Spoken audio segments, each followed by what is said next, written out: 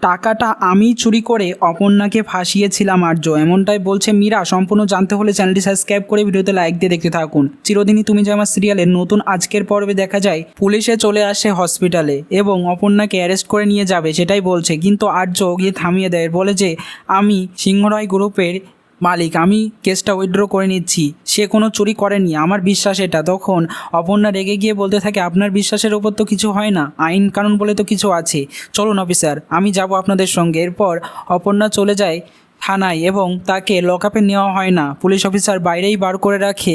তখন অপর্ণাকে ফোন করে হসপিটাল থেকে তার বাবা সুস্থ হয়ে উঠেছে কিছুটা। অপর্ণা সেটা শুনে খুশি হয়। অন্যদিকে অফিসে আর্য মীরাকে প্রশ্ন করতে থাকে, কেন এসব কি করে হয়েছে, ও কোনো উত্তর দিতে পারে না। তারপর আর্য নিজের চেম্বারে গিয়ে সিসিটিভি ফুটেজ দেখতে পায় যে মীরা রাতের বেলায় এসেছিল অফিসে, কেন দরকার, কি দরকার, এসবই প্রশ্ন করে মীরাকে। তখন মীরা বলে, না মানে এমনি।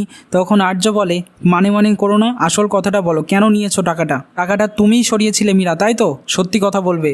গিয়ে বলতেই মীরা স্বীকার করে ফেলে কাঁদতে, হ্যাঁ আমি নিয়েছিলাম টাকাটা আমি সরিয়েছি অপর্ণাকে ফাঁসিয়ে, যাতে অর্ক অপর্ণাকে অফিস থেকে বার করে দেয়। মীরার দিকে তাকায়। তো কেমন লাগলো কমেন্টসে জানিয়ে এখনই সাবস্ক্রাইব করে নাও আমাদের ইউটিউব চ্যানেল। ধন্যবাদ সবাইকে।